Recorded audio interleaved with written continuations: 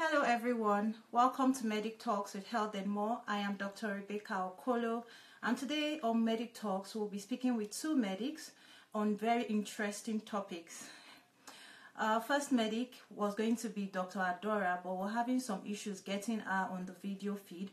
So we'll first of all speak with Dr. PEPPLE, and then we'll try to get Dr. ADAORA on phone. So I'm going to send a request to Dr. PEPPLE right now, and together with Dr. PEPPLE, we'll be talking about migration, expectations, prospects, and the realities. So please stay with us.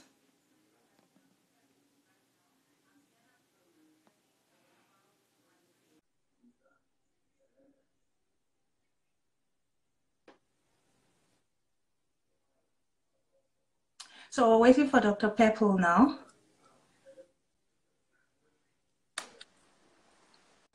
Hello, Dr. PEPPLE. Hey, hello. Good evening. How are you? I'm good, and you? I'm fine, thank you. So thank you so much for joining us today. And let's get to the topic, which is going to be migration. All over the world, a lot of medics are leaving their countries of training to other countries for better accommodation, better prospects. So can you tell us more about you? Because you are a Nigerian and you actually left Nigeria, the United Kingdom, to study, to work. So can you tell us more about why you left Nigeria?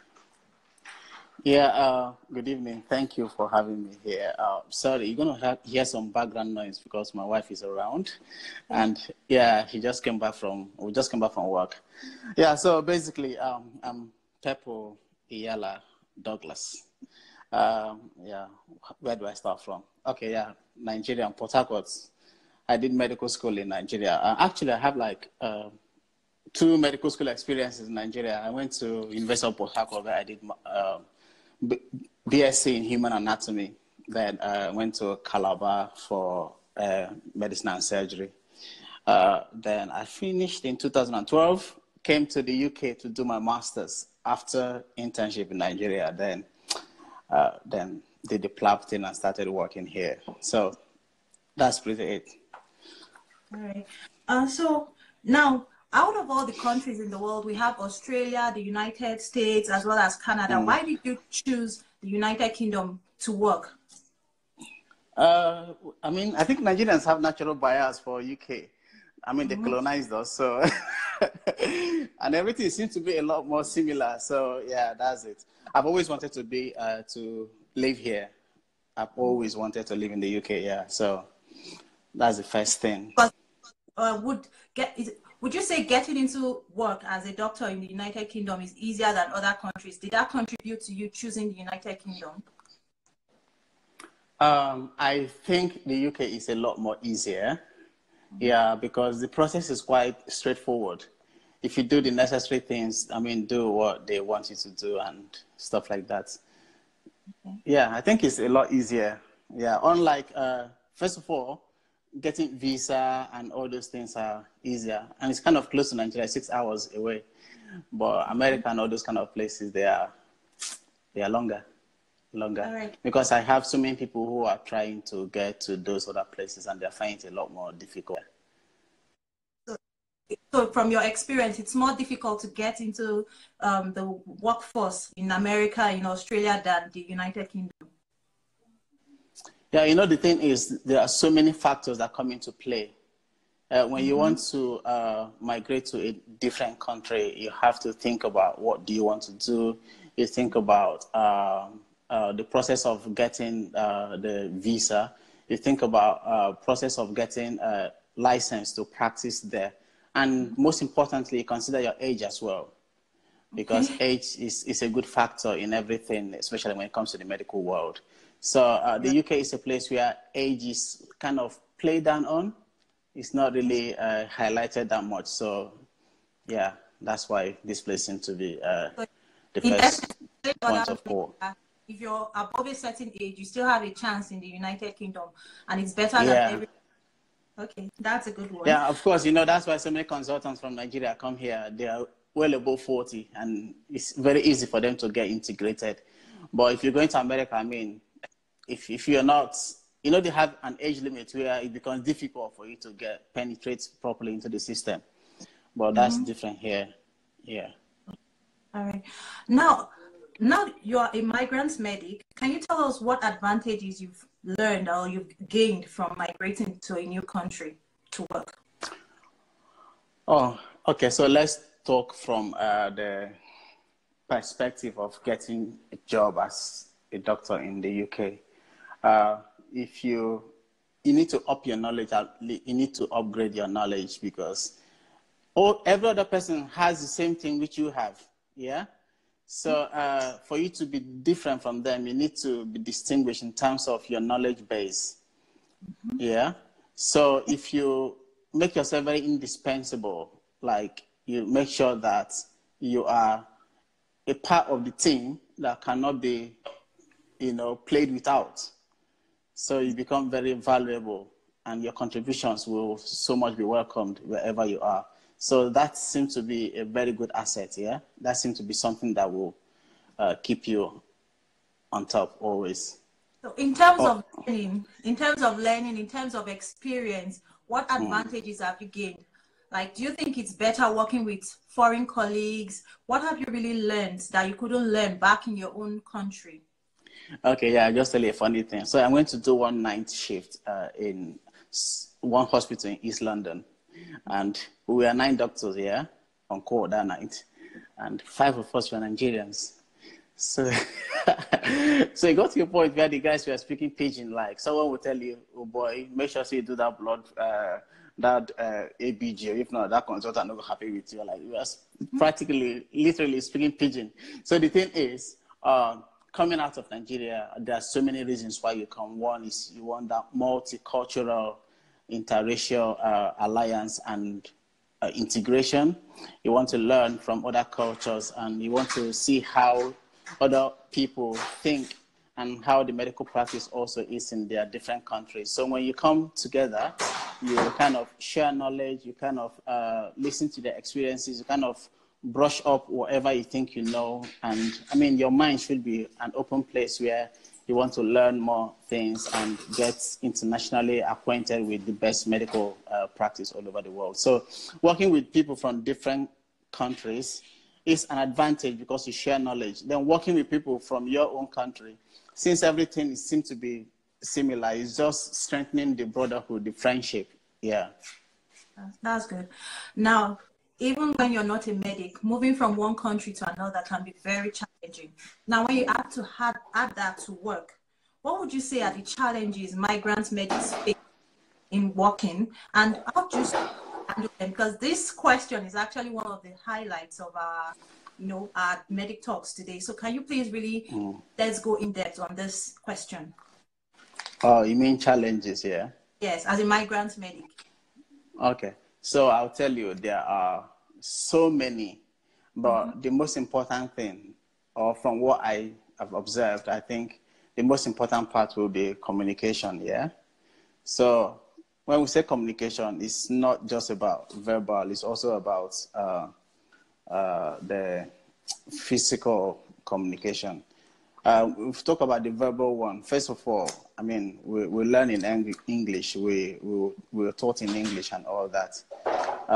But when you come over to the UK, you have to learn that there's a certain way the British people interact, and there's a certain way they kind of pass information across. So that's even why you have to do, the course they do to do the PLAB 2 exams. The IELTS? No, the PLAB 2. Oh, okay. Not the IELTS one. PLAB 2, yeah. You go for a course for a period of time. It's assessing both your communication skills and clinical skills. But clinical skills seem to be like low on the list. The most important part is the communication one. So they teach you how to talk to the UK population, how to break bad news, how to communicate your diagnosis to them, and how to, it's basically customer service, yeah? So these things are like a major barrier. So you might be very good in medical school in Nigeria, and you come to do the PLAB 2 exams, and if you don't know how to communicate all these things properly, you find it very difficult to pass. So it's about how you build rapport, how you talk to them in the language they understand. I'll give you an instance. First time when I started, yeah, you see someone and tell you they are sick. So normally in Nigeria, you feel sickness is like being ill. you know, but that's not. Sickness in the UK means vomiting. Okay. So a patient tells you, oh, doctor, I've been sick 2 times today. So it means I've vomited 2 times. Okay. So these are the various things. Then apart from communication, the other one will be the social aspect. Whether you like it or not, apart from the things you see on Instagram or social media, life is a lot more, how do I put it now, like lonely over here. So the freedom we have in Nigeria, you can drive into someone's house and hang out and all those kind of things. You don't really have such stuff here. So whenever you have the opportunity, it's all about work, work, work. But whenever you have the opportunity, you carve out time to appreciate people around you, like spend time with them, quality time. Because when you go back to work, it's a roller coaster, yeah? That's another one. Then the other thing is, you know, the time of solitude, like when you are all alone, you are working, you don't have all those kind of social contacts. That time gives you opportunity to develop yourself, opportunity to seek out other avenues that will add up to both your life, your personality, and your CV. So you can take up a course. I mean, there are so many online courses. You develop yourself all around, because it's getting to the point now where, as a doctor, it's not just about the stethoscope and syringes and blood and all that. It's all about, or it's more about what else you can offer on the side. Your knowledge has to be versatile. You can take a course in management, take a course in fashion, take a course in photography, just as you are doing now, you know. Take a course in social media. Talking about today on that. Yeah.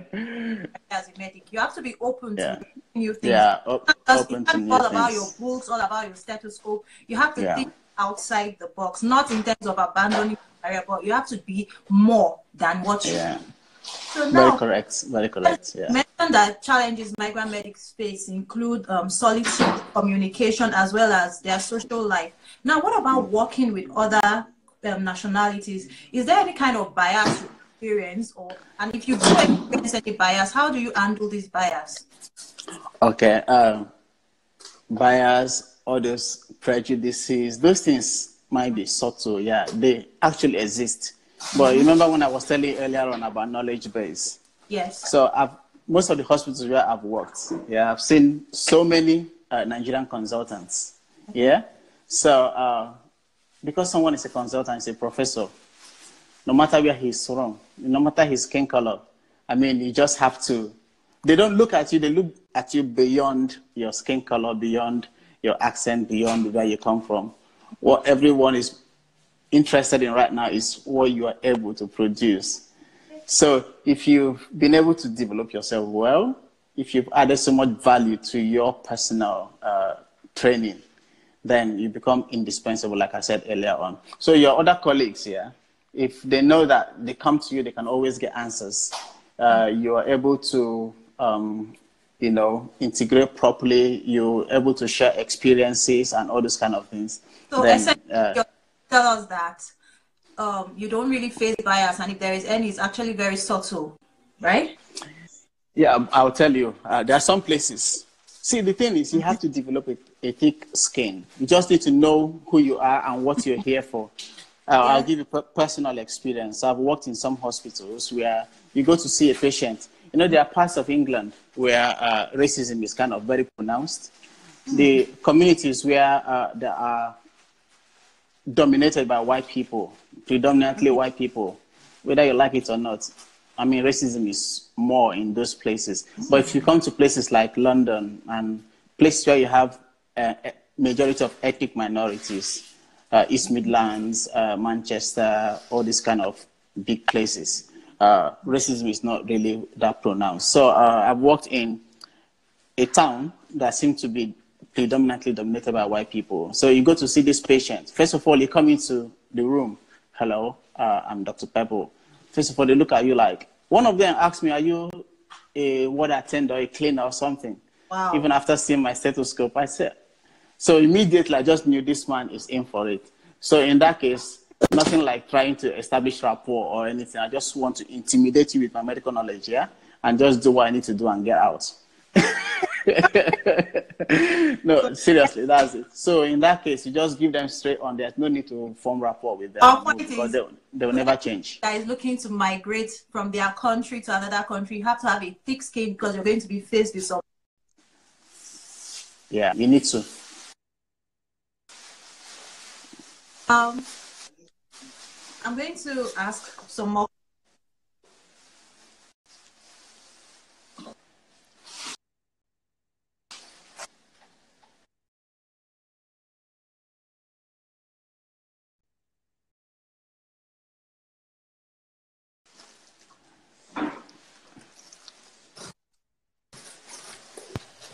Hey, I can't hear you.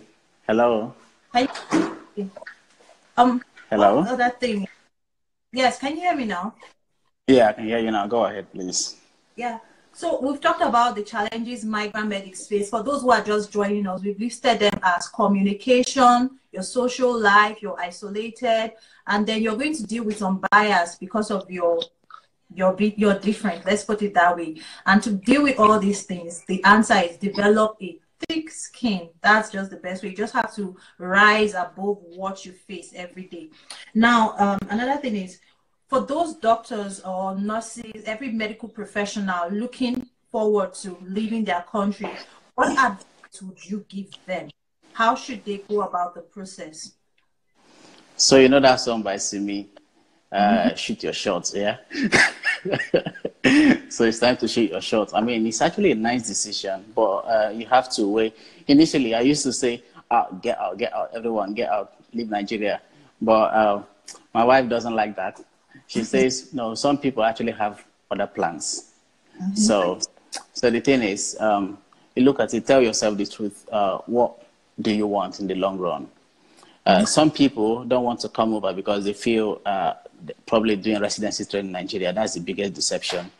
And they just want to, I'm going to be a consultant. But the thing is, life after consultant, then after being a consultant, what else? Do you want to make money? Do you want to be the demigod that walks on the corridors of the world in Nigeria, and you are the consultant, and after that you can't afford a decent life for your family, for your pretty wife and for your children and all this kind of things? So you ask yourself all these questions. Or do you want to stay and probably take care of the rot in Nigerian medical sector? Are you thinking of going to leadership or something? Someone like me, yeah, I'm kind of leadership focused and oriented. Even if I'm here, after a while, I'm still going to go back because that's the innate thing that I have, that inherent propensity to. If you're going to go. Yeah, so these are the things. If you want to leave, I mean, the best decision. I was discussing with my wife the other day. I was like, man, so many people, she say, doctors here are so young, but I didn't delay anyways to come. Yeah. So the thing is, when you finish, if you want to leave, best time to leave is when you finish. Yeah, so that you have your chances. Because for those that are going to keep watching us, they actually made a list of tips for progressing in your career. You've mentioned like 2 out of the list already, but please keep going. Make up your mind early. What do you want to do? And start pursuing that. That's very important. Make up your mind early. We can't say that. Who is dot life on your group? Seems to be practicing here. Okay. Oh, really? So he or she wants to go back. Of course, you have to go back. There are so many things to do for your people back in Nigeria. Yeah, I will have to check who that is later. Dot life. All right, go ahead. Okay. So now you passed your PLAB. And that's why you're doing what you're doing now. There are so many people that are still intending to write PLAB. Can you just give them some study tips? Like, how should they go about it? We don't want them to study so much. Give them those tips. I'm not saying a shortcut, but something to get them going. Yeah, whether you like it or not, medical students like shortcuts, yeah? Imagine when you have to read all those big books and a month to exam, you realize you haven't covered a lot. So you need shortcuts. So, I did PLAB. I practiced for PLAB within 20 days. Okay. Yeah, I mean for PLAB 1. Okay. It took me about 20 days to practice, and I actually passed the exam. So now, don't get me wrong, yeah. I wasn't like the best in my class in medical school, okay? So, but it's all about what you want to do. You set out time for it. Personally, I don't like studying too long for something. I get bored. So I like quick fixes. But same here, please. I'm on your page. I like the quick way. okay, so I think MD Kali from Ukraine says he wants to write PLAB. What will you tell MD Kali? How can he do it? All right. Practical thing. First of all, do the IELTS exams and pass. Okay. So, there are two basic requirements for the IELTS. If you want to do the foundation year program in the UK, you need to get a cumulative score of 8.0. But if it's the normal work, like normal SHO work, normal ST position, or you want to do residency, what you need is 7.5. And 7.5, you need an individual score of 7.0 at least in each of the segments. So the written part, the writing part, the speaking, the listening, and what's the other one? The reading, yeah? You need at least 7.0 in each. Even if you have overall score of 8 and you have 6.5 in one of them, you haven't passed. Yes. Yeah, so that's one. Then for the foundation year one, if you want to do that, you need 8.0 cumulative and minimum of 7.5 in each of the segments. Okay, so there are two pathways going into the foundation program or in the other type of work. Yeah, so there are two pathways entirely. But all of them, the common denominator is still doing PLAB exams. So when you finish IELTS, you go to GMC website. I think it's gmc.org.uk or something, or gmc_org.uk, or whatever. You figure it out. I can't remember exactly. So when you just register your PLAB score, and what else do you do? You now register your credentials from medical school, your medical school history, and all those kind of things. Then you get a GMC number, which is your reference number you use to apply for the exams. Next thing is to do PLAB 1. You register for the PLAB exams. The PLAB exams is taken twice abroad and 4 times in the UK. So twice will be in March and November in some selected countries. Nigeria is one of them. In Africa, you have Nigeria, you have Sudan, you have South Africa, and Egypt. Yeah. There might be a fifth one, which I don't know now. But in the UK, the exam is written 4 times in a year: March, June, September, and November. So what do you do now? After getting this registration, you have to prepare for the exam now. So to prepare, you can study on your own to pass PLAB. If you are a well-determined person, study on your own to pass. So if you go to Facebook, there's a group where you can register and paying attention right now. This is how you're going to join the PLAB group. That's what he's saying. Yeah, so you join the PLAB group. There you find what? Go ahead. Say what? He's asking MD Kali, if you go to the GMC website, as he said, you're going to see the list of all the centers where you can find PLAB. So you know write in Dubai. And if you can't write in Dubai, you just go to the nearest country to write. There's one in Dubai. Okay, that's good. Yeah, there is a center in Dubai. Now, Dr. Pepple, this PLAB process is going to be quite long. What we really want to know is those questions, because for those watching, I've actually had a chat with Dr. Pepple, and you told me some things, the 1,700 questions. Those are the things people want to know. The 1,700, I'm trying to pick them so I can pass the exam. People just want the... All right. So hit the nail on the...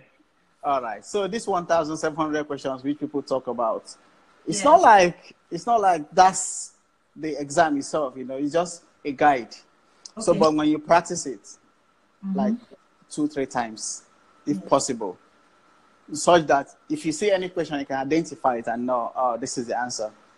That means you've passed like 30% already of the exams. Because I think the examiners are very lazy. They kind of repeat the questions. Okay. So that's the easy way. So when you tackle that one, then you go to the PLAB group I told you on Facebook. You see several mocks. mock exams. So if you go through at least 5 to 10 mock exams, yeah, some of the questions actually repeat as well, then that means you've gone to 40% now of the main exam. Yes. Yeah. Then if you go ahead to study the materials on the PLAB group, the materials are actually from 2 academies, majorly in London. I mean, the UK. One is Swami, which is in Manchester. The other one is Samson, who is in London. So if you practice those materials, there are short notes on all the systems that definitely you will see in the exam. If you practice them, you would have been like 60% ready for the exam. Then from your personal medical knowledge and your residual knowledge, you know, some people go ahead to do Oxford Handbook of Clinical Specialties, Oxford Handbook of Clinical Medicine, Oxford Handbook of Clinical Surgery. I mean, those things are... There's something steaming behind you. Hope it's okay. Oh, don't worry. Yeah. My wife is taking care of that. Yeah. So, yeah, those resource materials are fine if you have time. But if you don't have time, you just use them for reference purpose, and yeah, everything will get itself sorted. So in summary, 1007, the mock exams. Join the PLAB group, VIP, number 1 step. No, that one is very important. And you know, yeah. Some other thing you can do is, when I did PLAB, I had some very serious-minded Nigerians. So we formed a WhatsApp group, yeah? You don't have to be in the same place. And it's even easier now. You have the video call. So we'll practice like every day. We'll practice for 3 hours. So we can say we're doing 100 MCQs every day for 3 hours. You try to trash it. It's quite exciting. It's cordial. It's kind of friendly. But you try not to miss the purpose, because sometimes some people convert it to a social platform and do less of studying and do more of gisting, which is not really productive. But you have to make sure you stick to the main focus of the group.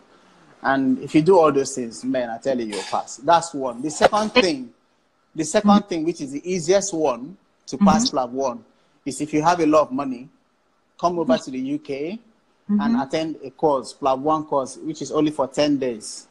Okay. Yeah? And do the mock exam, which is for 5 days. Yeah?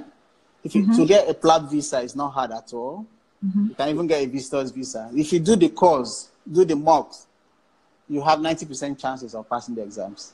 That's good. Now, Dr. Pepple, earlier on, you said something about when you're done with medical school, getting to do your foundation class. Can you please dwell a bit on that? Like, let those that still in medical school understand that they have the chance of doing their foundation course in the United Kingdom. And when they do that course, it will give them the opportunity to get into special training better than others that didn't do it. Can you please also tell them that? Yeah, so we understand that before, if you come in, you can do even if you've done house job elsewhere in Nigeria, where you can easily do the foundation year program. But now the regulations have changed. So if you've had any form of post-graduation clinical experience or exposure, you're no more eligible to do foundation year 1 program. So foundation year 1 is basically like internship. Yeah, you get paid. Is the easiest route to get into residency, because you get your competencies signed off by UK consultants, and that is top on the list for you to get a residency slot in the area of your choice, specialty of your choice. So it's all, so this is good for people who are in medical school now. If you're in year 5 or final year, when you're finishing your course, you do the PLAB exams and apply for foundation year 1 jobs. So the jobs are advertised on a website called Oriel, O-R-I-E-L. It's 2-3 times in a year. So when the advert comes up, you apply. When you apply, they'll tell you to send in your competencies or your medical school certificate and all that. When you send that in, send in your GMC registration. Of course, you should have GMC registration. Sorry. Of course, you should have GMC registration before you are even able to apply for the job or come on the website anyways.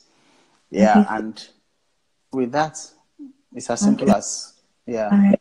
Thank you so much, Dr. Pepple, for joining us today. You're welcome. Watching us. The aim of part of the aim of Medic Talks is to get you to meet people that you or are in your position to know what to do, how to do it. Now, Dr. Pepple, and this is going to lead us to our second topic with Dr. ADAORA, which is mentorship. Mentorship is very, very, very important. Like, there are things that I did not know when I was in medical school, information that I missed out on. And now that I'm a medical doctor, I wish I knew things like that. Now, when you're hearing all these exams, you're hearing PLAB, you're hearing USMLE, you're scared, you're afraid. I'm not that good a student. I'm just okay. How can I pass these exams? Then that's why you need to let those that have gone ahead of you, that have written these exams, tell you how they did it, how they made it. These exams are not hard. I'm telling you, when, like Dr. Pepple said, he was an average student. I was average, like really, really average for those that know me.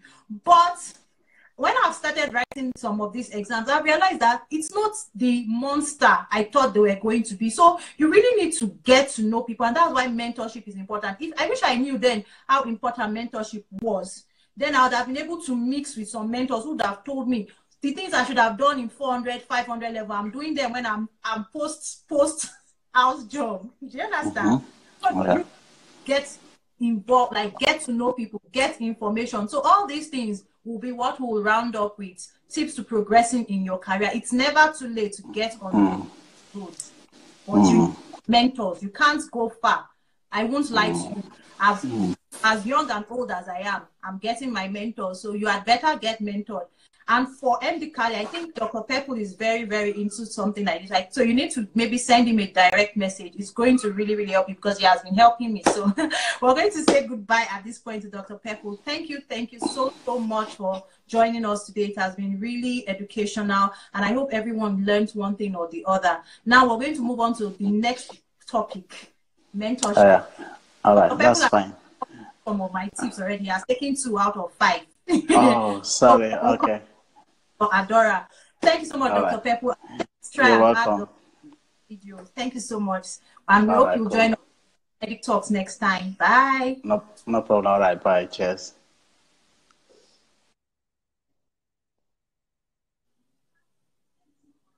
Okay. For those still watching, please stay with us. I'm going to try and add Dr. ADAORA once again. Oh my God, yes, we have her. Thank God. So, all right. So we're waiting for Dr. ADAORA. I was able to reach her. Hello. So nice to have you with us.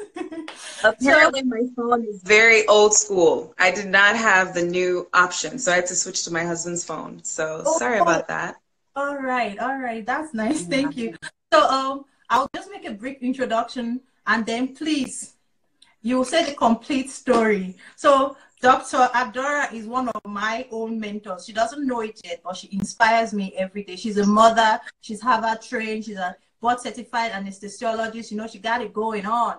So let's get started on our very interesting topic, which is mentorship. Something I never knew I needed when I was in medical school. And now that I'm here, I really know I need it. And I want us to share this experience with those coming behind us. It doesn't matter if you're a medical doctor, a pharmacist, a nurse, a physiotherapist, whatever field you are in life, even if you're a lawyer, you need a mentor. You need someone to tell you how it has been done to make your life easy.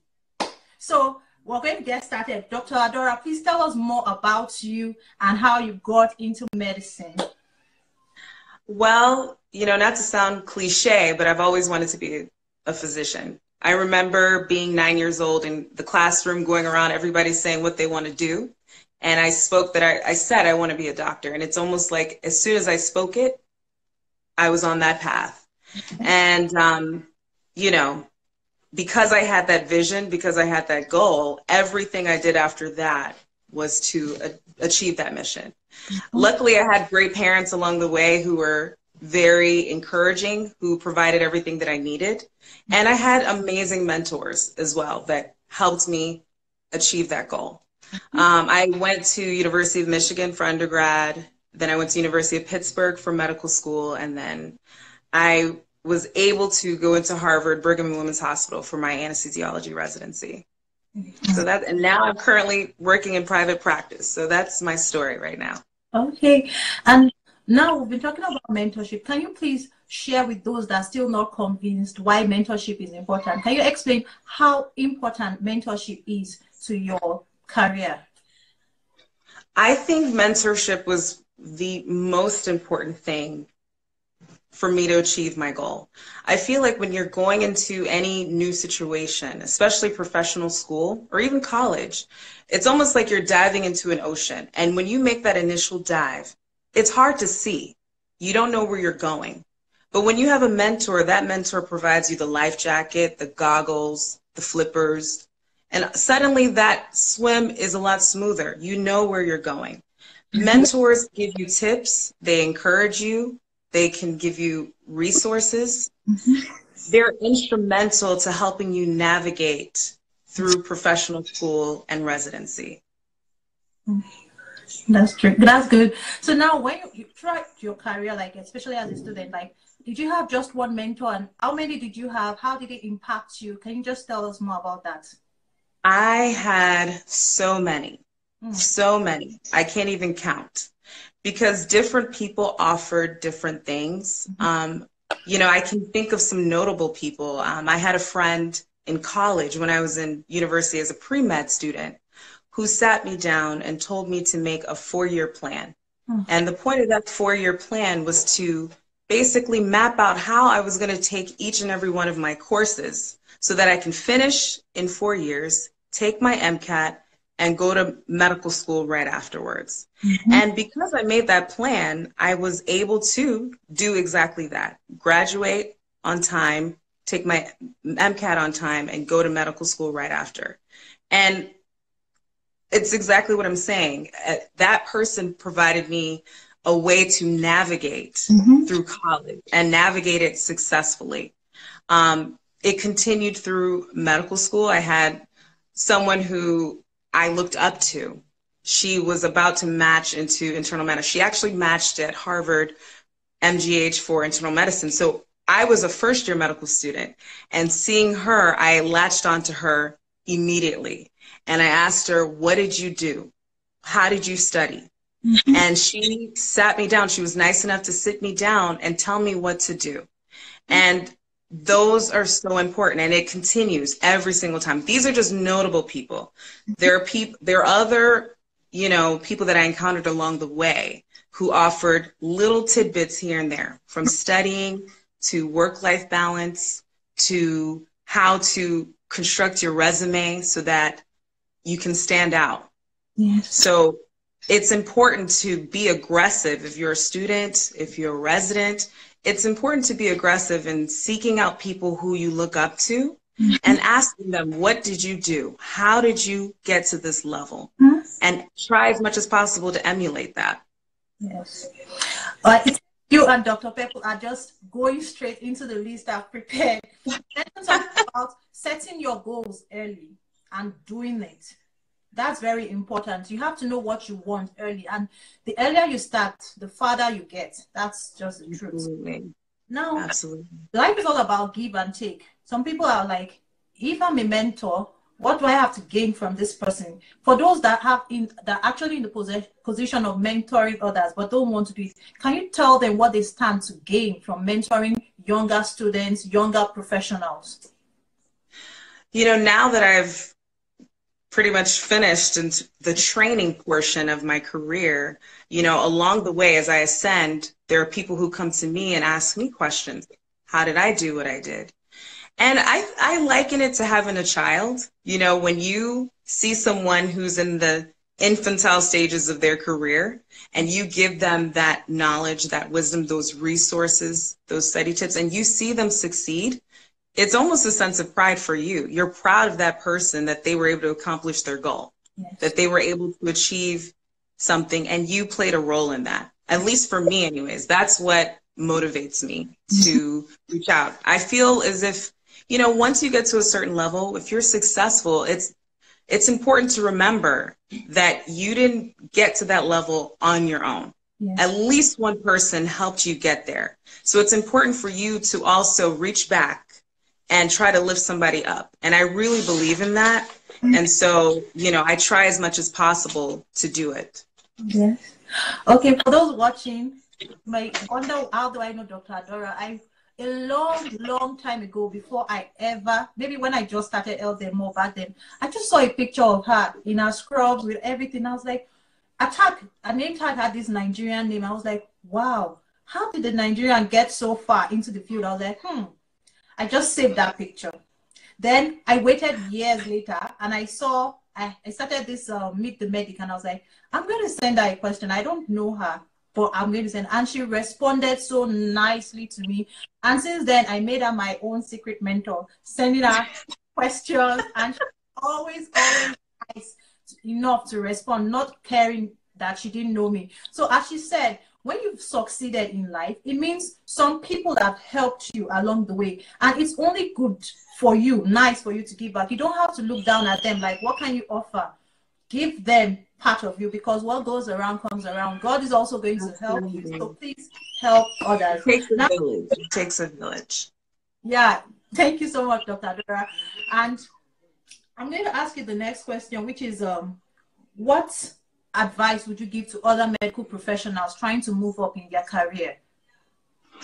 The biggest piece of advice that I would give anyone, whether they're transitioning from college to medical school or professional school, and from professional school to residency, is you have to be well-rounded. It's not enough to be a good student, to have good grades or good test scores, because a lot of people have good grades and good test scores. So what makes you stand out? And I've used that philosophy throughout my entire career, going back to high school. You know, you want to show that you could be a leader, participate in research activities, volunteer, travel if it's possible. Those things add so much value. It's something that you can discuss when you're on an interview, and it really does help you to stand out. For the schools and the residencies, when they see those types of things, they know that you will add value to their institution and that you could be a possible leader. So I always tell my mentees, once you figure out how to study, because no matter what, you have to do well in school, you have to do well in your exams. But once you figure it out, then start to add a little bit more onto your plate. Add some leadership activity. And it doesn't always have to be in medicine, but something that you're passionate about that you can discuss, and it will go a long way. Yeah. So Dr. ADAORA, I'm just going to step in here. For Dot's Life, he's asking a question, who are you exactly? Well, let me say something for you. Dr. ADAORA is she's an anesthesiologist. Okay, I'm too excited. Please just say it. Anesthesiologist. Anesthesiologist. Yeah, she's board certified, meaning she has gone to the highest. Like she's done. She's a consultant in that field right now. Okay, so let me just ask my next questions. Now you've gotten to the peak, although I know you still want to rise beyond what you are now, but in the course of rising to where you are, you faced some challenges, and now what can you tell us some of those challenges you faced and how you handled them? Sorry, before I answer that question, I see someone said traveling for leisure. So let me kind of elaborate on that a little bit. When I was in undergrad, I had an opportunity. There was a program in my school that offered me the opportunity to go to China, and I went for 3 weeks. And it was kind of a cultural exchange program, but in that time, I learned about Eastern traditional medicine, Chinese traditional medicine, comparing it to Western medicine. And also we got, because it was in 2007, the Olympics were in China the very next year. So we got to meet some of the athletes and see the venues. And that was something huge that I could talk about. In medical school, there was another program I went and worked with the Sickle Cell Trust in Jamaica. And so I spent a week there with a couple of other medical students. So not necessarily for leisure, although if you're someone who does that as a hobby, you can definitely talk about that. But if you can find programs, study abroad programs in your school or projects, you should take advantage of it. So I just wanted to clarify. Maybe I should just say that about what you just mentioned, like you take opportunities. It's one of the things I wanted to talk about, which is be adventurous, both professionally and personally. It's one of the tips to taking you to the peak of your career. Like always be open to learning new things, taking opportunities when they arise. You never know when it's going to pay off because it's all part of your experience. Okay, so our next question now is what is the most effective daily habit you possess? Well, prayer. I have to be honest, I grew up in a spiritual home and we pray. And that's another thing that got me through this entire journey. Mm-hmm. So that's something that I've continued in my own family. You know, through the Bible, you have different verses, mm-hmm. and I would put them on my mirror and read them as words of affirmation. And you're looking at those every day, and you're speaking it into the atmosphere that you will be successful, that you are going to pass this exam, mm-hmm. that you are going to get into this residency or into this med school. I think it's so important to speak success into your life. I really, really believe in that. One of those, your mirror quotes, you know, you tagged me on one when you passed your fellowship exams. I think I added them so that I could go over them over and over again because they were really powerful messages. So like, absolutely. I think it's true when they say you never know who you're inspiring by just living your life. You're just very true. Instagram posting your pictures and there's someone somewhere watching you and saying, wow, if she can do this, I think I can also try and be better than what I am now. So you're inspiring people just by being you. You don't have to talk to them. You're already inspiring them. I saved that picture for my own personal use. I posted one, or I kept one like this. Anytime I need something, I'm going to go and read these messages. She said it worked, so it's going to work for me too. Absolutely. I kind of want to piggyback off of what you said, mm-hmm. because I remember as a medical student, there was this fellow. She was a cardiology fellow. She was also a Nigerian girl. Beautiful, you know, she was doing an electrophysiology fellowship. And I just remember she's just living her life. Mm-hmm. But for some reason, I felt compelled to go and approach her because she's pretty much reached the pinnacle. She was almost done with her fellowship. And after talking to her, she was someone who made a huge impact in my life, who was always there encouraging me, almost a cheerleader. And now we have a personal relationship. I'm the godmother to one of her children. She's now godmother to my child. So these mentorship relationships, they extend beyond just your career. You know, they will always be in your life for the most part. Yes. So I just I did the same thing. What you said you did to me, I did that to somebody else too. Oh, that's good. So you've essentially said prayers and reading your Bible, writing your quotes on your mirror. I saw your mirror. You need to check out our page for those watching. You'll see those mirror quotes. And trust me, when you read them, you're going to have to save them because they were so much inspiring. So now, besides the quotes from the Bible and praying, how do you keep yourself motivated daily? Like when you face a challenge, what gets you going? Is there any other thing? What else gives you that strength? Well, we pretty much came from a humble background. You know, we were not wealthy in any sense of the word. So that was always my drive. I wanted to kind of set a new standard for our family. I have 4 sisters. I'm the oldest of 5 girls. So, you know, it motivates me to be at the top so that my sisters can know that they can also reach that level, that they can follow in my footsteps, and that we can bring our family up. That's, you know, and I want to, now that I have a child, you know, that's even more motivation. Now that's my new motivation, to show my child, look, you can get to this level. And, you know, for example, my sister, Deborah, she is currently a resident. She's a pediatric resident at Yale. And, you know, I brought her when she was studying for her MCAT and I was in medical school. I brought her to my apartment. She was living in Philadelphia. I was in Pittsburgh. And I said, hey, sit down here, study, focus. I was able to, you know, introduce her to people in our medical school, and she got a firsthand experience with it.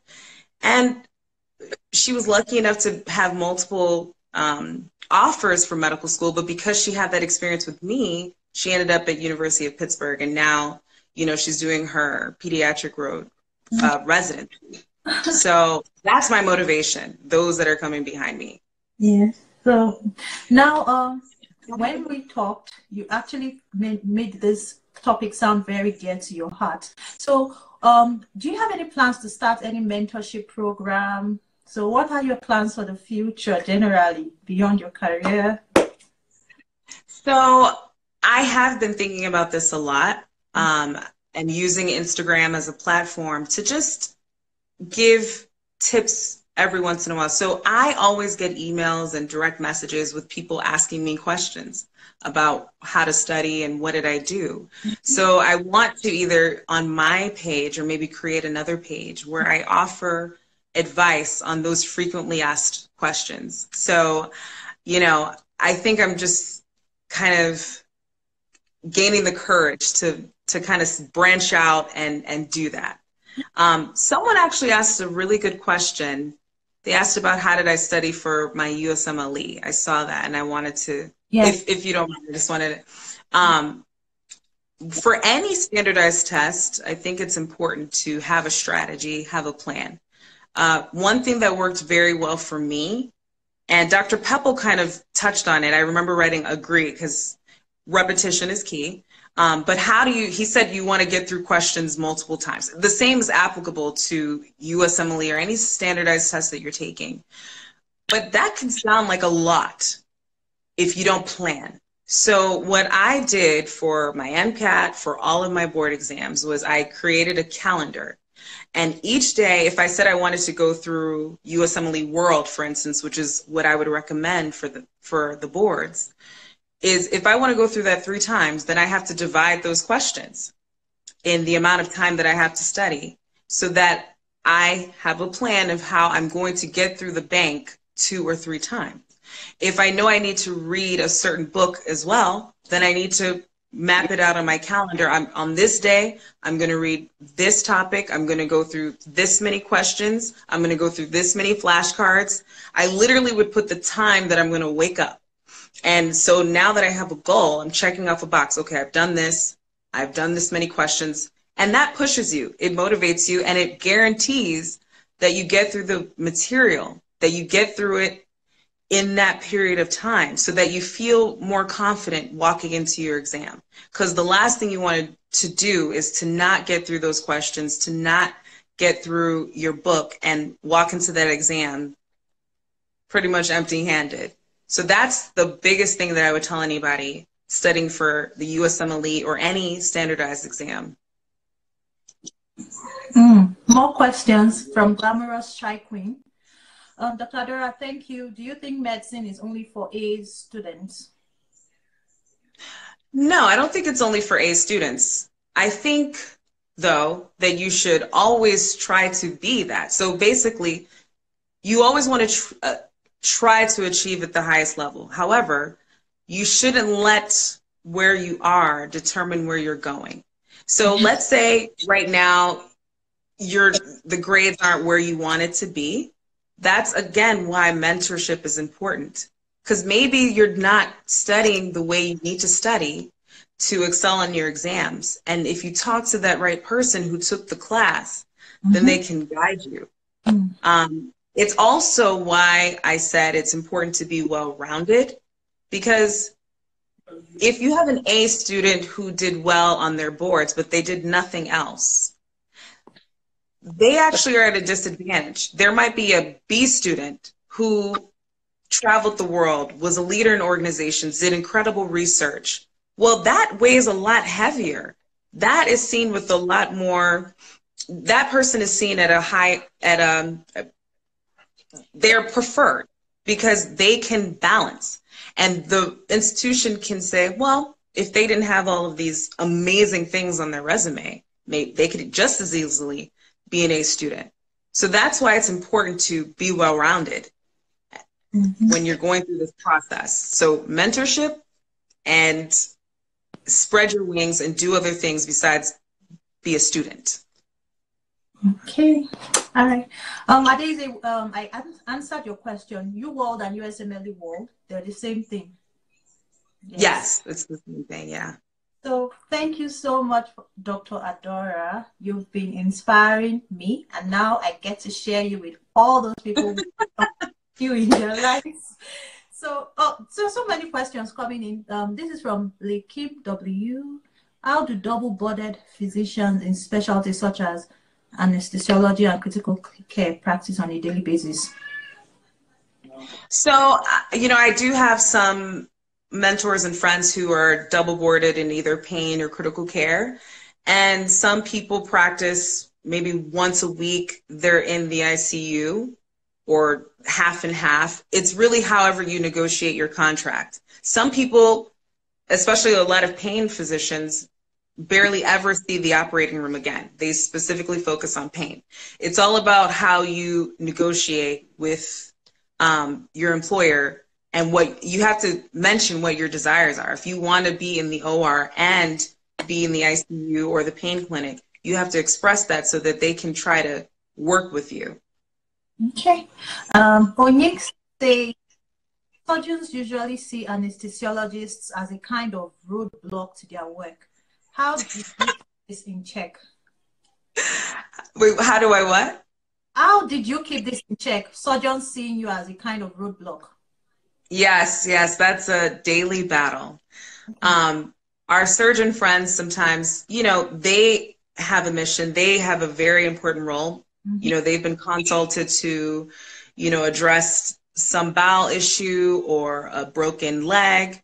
But my job is to be the gatekeeper as the anesthesiologist. I'm looking at the entire patient. If they have a cardiac issue, if they have a lung issue, if there's some sort of infection, I sometimes have to have a discussion with the surgeon and say, hey, this patient probably needs to be optimized a little bit better.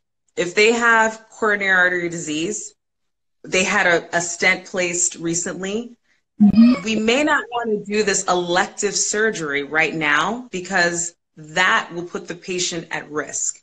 So it is very frustrating for the surgeon and sometimes for the patient because you've scheduled, you know, your surgery for a certain time and you don't meet your anesthesiologist until the day of. But it's better for the patient to be safe than sorry. Left, about a minute left. And because there's a limit on Instagram live video. So okay. But I don't want to lose this question from Lady Smith. Should you mention your family and kids on your medical school application? You can, if you're writing an essay, like your statement, you can mention your family. Absolutely. If you have something significant to say, maybe, you know, you're discussing work-life balance, you can find a way to incorporate your family into your personal statement. Absolutely. The type of family that you came from. I know when I was applying to college, I talked about kind of having this dual life, Nigeria in the household, America outside, and trying to balance those two cultures. I wrote about that. And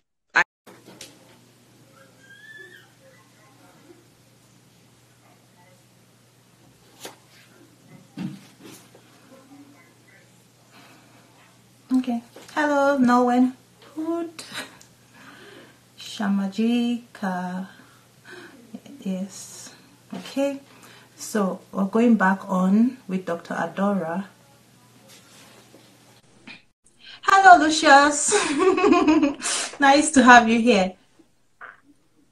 Yes, Lucius. Okay, Dr. ADAORA, we're back. I'm sorry about that. There's a limit on Instagram Live. Oh, yeah, no problem. Yes. So, before we left, I didn't want to. Don't worry, Glamorous. I think I got your question.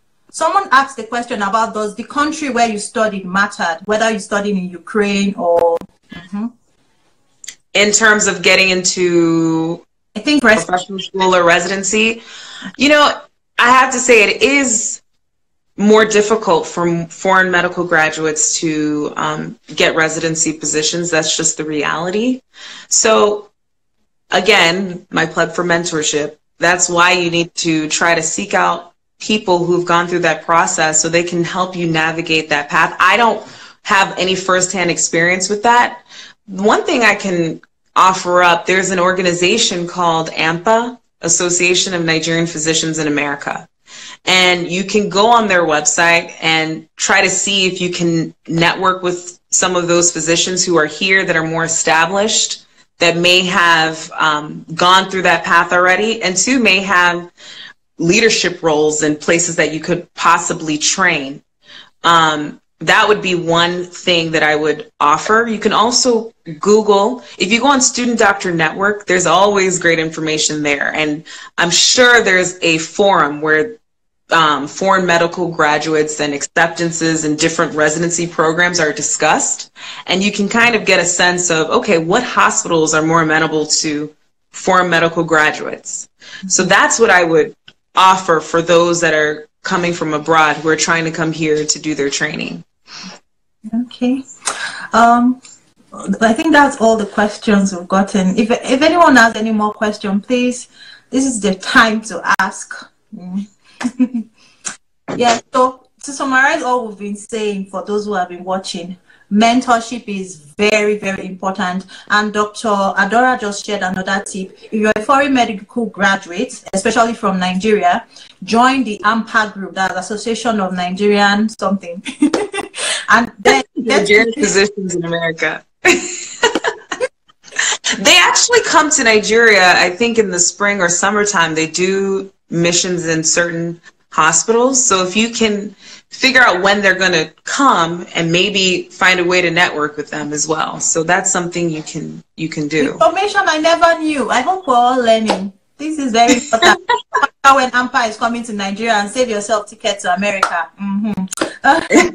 So, you know, you asked me a question earlier, and I don't think we got to it. You asked about something that was a little bit challenging for me during my journey. I forgot to answer that question. You know, and I know, and the reason why I'm mentioning this is because I know a lot of people deal with this. It's test-taking anxiety. I was extremely anxious when taking exams, and I think the reason being was the amount of pressure that I put on myself. You know, when you know where you want to go, every exam that you take is one step closer to it. And so when it got to my standardized exams especially, I would get extremely nervous. So I know for high school, I took my college entrance exams twice, and I actually took my MCAT twice. And I remember sometimes I would literally cry. The anxiety was so overwhelming because you put that pressure on yourself, but you can't think clearly when you're anxious. So for me, how did I overcome that? One, again, talking to people. Two, making that plan, that calendar. My mentor, when they told me to make that calendar and figure, you know, specifically state how I'm going to attack all of the information, that helped significantly. The other thing that I did, which I already mentioned, was prayer. Literally right before every exam, I said, Lord, I've studied everything that I can study. I know what I know. You will guide me to the rest. You will guide me to the right answers. You will give me the recall. And when you're in that moment of prayer, you're also breathing deeply, and that helps decrease your anxiety. And so that is something that has worked for me. And thankfully, I learned that skill prior to taking my USMLE, because that's an exam you don't want to take more than once, and you want to get the best score possible so that you can get into the residency of your choice and the program of your choice. Thank you. We have some questions. I'm going to start from the top. Is it harder now to get residency placement in the US compared to, say, 5 years ago? Trump effect. Well, yeah, exactly, Trump. So, again, I was born in the U.S., so I didn't have that experience of being a foreign medical graduate. But definitely, you do have to think about the current political climate. But that shouldn't stop you from taking all the necessary steps to figure out what hospitals that are more amenable to foreign medical graduates. It shouldn't stop you from reaching out to people who have gone through that path. Mm-hmm. Just ignore it. Don't even think about it. You're on your journey, and do whatever it takes to get to where you need to be. Okay. Now, Kamaxi said, is it easier to get into a residency program in the US after writing PLAB and working for a bit in the UK? Well, so I think if you work in the UK, it's a little bit more transferable to the US.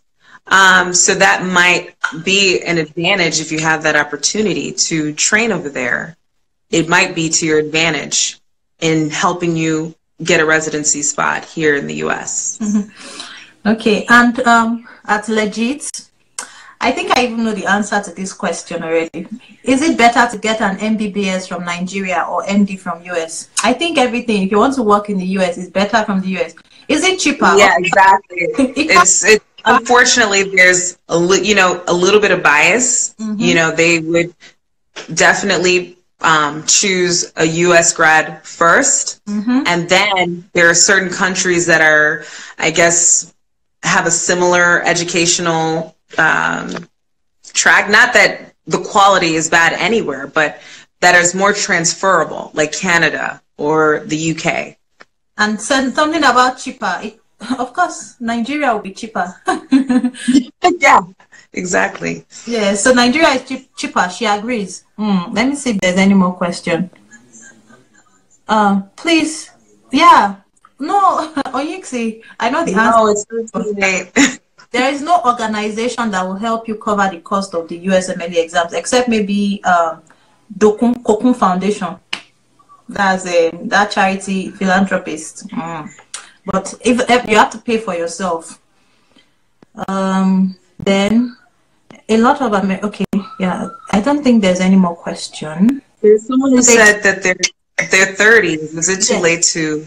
So funny enough, when I was a medical student, I actually had a 40-year-old in my class. He had a whole nother career prior to pursuing medicine. And you get that a lot. A lot of people do medicine as a second career choice. And as long as you're determined and you understand that it's a long journey, I mean, for me specifically, it was 4 years of undergrad, 4 years of medical school, and then 4 years of residency. As long as you can digest the amount of time that it will take, then go for it. And if you're in your 30s, you're still pretty young, so you can definitely do it. Onyexi has so many questions. As a seasoned anesthesiologist, what individual qualification does one need to have to be sure one is making the right choice? I don't really understand. Yeah, the right choice is... Go for anesthesia.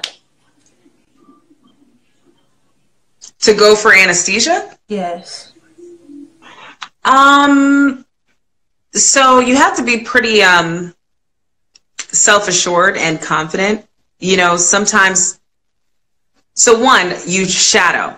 If you're a medical student and you're thinking about going into anesthesiology, you should consider reaching out to an anesthesiologist, seeing if you can shadow and see what their day-to-day looks like. That's one. And I did that. My uncle's actually an anesthesiologist. So in my second year of medical school, he allowed me to shadow him, and that pretty much sparked my interest.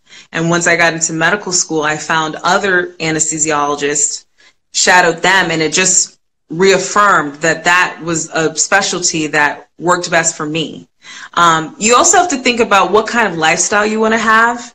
The one good thing that I love about anesthesiology is, you know, I get to be that internal medicine physician in the operating room. I can do procedures. I'm, like I mentioned before, I'm kind of the gatekeeper to make sure that the patient is safe and they can get through this procedure. But then I can go home, and unless I'm on call, I'm not getting pages. I don't have notes to write, which is something that I realized in medical school was something that I wanted, because I knew I wanted to have a certain type of work-life balance. For me, I want to be able to be with my baby, spend time with them, take them to whatever activities that they'll eventually be a part of. So that's kind of what helped me make that decision. Okay. I think, thank you so much. Thank you for having me. We're so happy. Dr. Pepple, I'm sure he's still watching. Thank you to Dr. Pepple. You know, it's kind of difficult sometimes getting people to come together for something like this, giving us their time. So we appreciate you, Dr. ADAORA. We appreciate you, Dr. Pepple. Thank you so, so much. We hope you both will come on Medic Talks when we have a new topic. Thank you so much. Absolutely. Bye, everyone. All right, bye. Bye. Okay, but please, Dr. ADAORA, just stay with me. Okay. I have 5 tips I prepared for those that are still watching. So maybe you could put some juice on it for me. Okay. So the topic is actually tips to progressing in your career as a medic. And the first point I listed was look beyond your books, look to the future, to your future. And that means when you're in the classroom, you have to think outside the classroom. Sometimes we hear people say something like, the smartest kid, the most intelligent in the class doesn't determine how far they'll get in life. That's because the most intelligent student lives in the book. Those that are not as intelligent think outside the book. So it also went to the point we were saying about you should determine early in life, what do you want to be? Are you leaving your country? Are you planning to stay in your country? Are you planning to leave medicine altogether? So whatever you choose to do, make your goals, figure it out early, find out how to get there, get the mentors that have been there already, and let them guide you. It saves you time, it saves you effort, and you get there faster. Very good. Absolutely. I agree 100%. Goal setting is key. Yeah. I agree 100%. Then number 2 point is be adventurous, both professionally and personally. Dr. ADAORA talked about this too, which was take advantage of every opportunity. If your school is offering a trip to Jamaica, go. If they're saying they're going to a charity home, go. Because you're going to add all these things you think don't matter. Even if it's a one small thing you're doing, just always be part. Say you're a volunteer, it's going to be in your CV. So, and then learn new things. It doesn't have to just be medicine. It could be a course. Dr. Pepple mentioned it. Take extra courses. Could be communication. It's all adding to your CV. It's all adding to your experience, and it's going to benefit you one way or the other, and it's going to set you apart from other medics that didn't do the same thing. So always improve on yourself. Now the third thing is study smart. Yes, Dr. ADAORA and Dr. Pepple have actually finished this whole list for me, but I'm just going to say it so that you get it. That not when we say study smart, every medical student, every nurse, every physiotherapist, every medical professional, essentially in medical school, you want to read the whole syllabus. You think you have to know everything. It's good to know everything. It will make you a better medic. But if your goal is to pass and ace your exams, that will not help you that much. If you're preparing for USMLE, please go to your U-World, go to your first aid. Don't just start picking random books and reading everything. Be focused, direct. Do that. If it's PLAB you're doing, do your 1,700 questions. Be focused, direct. Do it over and over again. You'll be better than someone that picks 5 textbooks and does not finish any of them. Doesn't even know what's inside. So please. It's actually overwhelming to do that way. It gives you So great you're right. actually, because you're frustrated having to do so many things. You don't even know how far you've gone. So when you're direct, study smart. We can't say that enough. Then number 3, project professionalism. It means whatever you're doing in life, look good. If you're working in the medical field, please look responsible so that your patients can have confidence in you. And then the work you provide, make sure it's what you can be proud of. Give it your best. Always be your best, because people are watching you and they are telling if you're doing your best or not. I'm not saying I did all these things. These are things I've learned in my own journey. So I'm now sharing it because I did not have a mentor. I'm just having my own mentors now. So I'm sharing mine in my own little way with everyone watching. Now the fifth tip is ensure a life and work balance, and make time for yourself. So many times you think you have to read so much, you have to struggle so much, you know, you are working so hard. Make time for yourself, make time for your family. It makes you a balanced person, makes you relaxed, and makes your brain actually calm down to take in more information. And finally, very important, don't go through school without making friends. Make friends. Very true. They are the only ones that will give you the information you need. And then as you go, as you go in your go up in your career, you know, you need some information. Who will tell you about AMPA if it's not a friend? Who will tell you about the new way to study for the exam, the things to use? It's always good to network. It's going to really help you. So make friends. And so I'm going to summarize. Before I summarize, Dr. ADAORA, please, what can you say about everything I've said? I think you hit the nail on the head, honestly. You know, it's very important to have those downtimes, that me time. Take care of yourself. Yes. It's very important to refresh your mind. Your mind, just like any other part of your body, needs a break. So allow that time. You know, having a goal, setting the goal. You know, that's what I mentioned that earlier. It's always on my mirror, the goals that I've set out for the year or an exam. If you're always looking at it, you have something to strive for. Yes.